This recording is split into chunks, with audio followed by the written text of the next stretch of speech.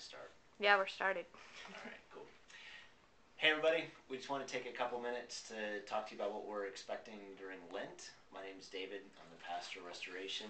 This is Matt and Aaron. And we are really excited about Lent. And so we want to tell you what it is and where we're going. For a lot of years, the church has been always taken a few weeks before Easter, about 40 days, to remember and get ready for Jesus' death and resurrection. You hear a lot of discussion about giving stuff up. For example, this lovely chocolate you might want to not be doing. Or this caffeine. This caffeine right here. And I've already given it all up, evidently. Or these bananas. No bananas.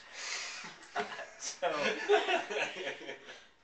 it's not really as much about giving up as more trying to give yourself some space to think about what does it mean that God came for us and came to deliver us. So I wanted to give us a chance to think about what's happening at Restoration and what are we excited about that's going to happen. What are some highlights that you're thinking about, Aaron? I'm excited about the Ash Wednesday services. It's actually one of my favorite points in the year. And so everybody gets to get ash and go around with a smudge of ashes on their forehead for the rest of the day. And also just a chance to really be quiet. It starts in darkness and there's communion and good music, and it's just a really good, very different service that starts the whole season. We're going to do 3 of those services on Ash Wednesday. We're starting off at 6:30 a.m., then noon, then 7:30 p.m. It's a long day, but we expect you just to come to one. I remember last year I went to school after I had the ashes on my forehead because that's where I'm working.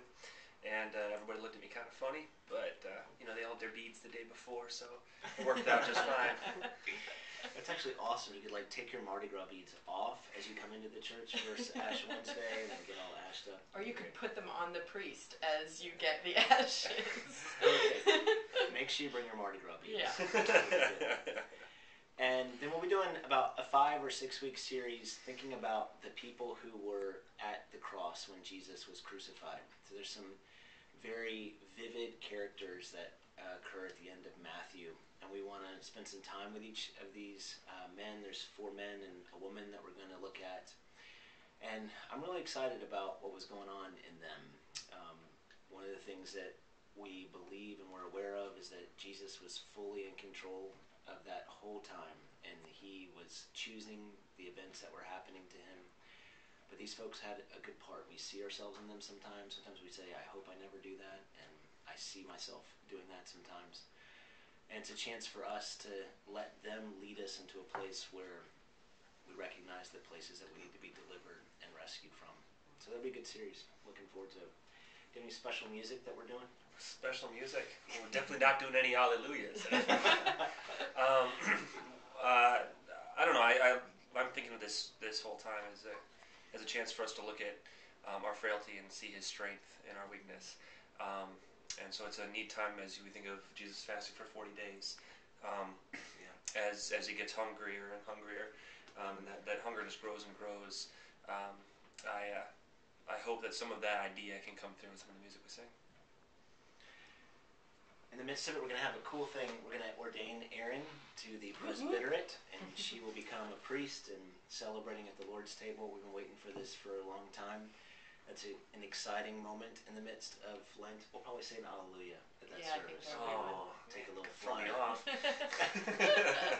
And then we'll also be adding a 3rd service in April at 5 p.m. So it's an exciting season. We're really looking forward to it.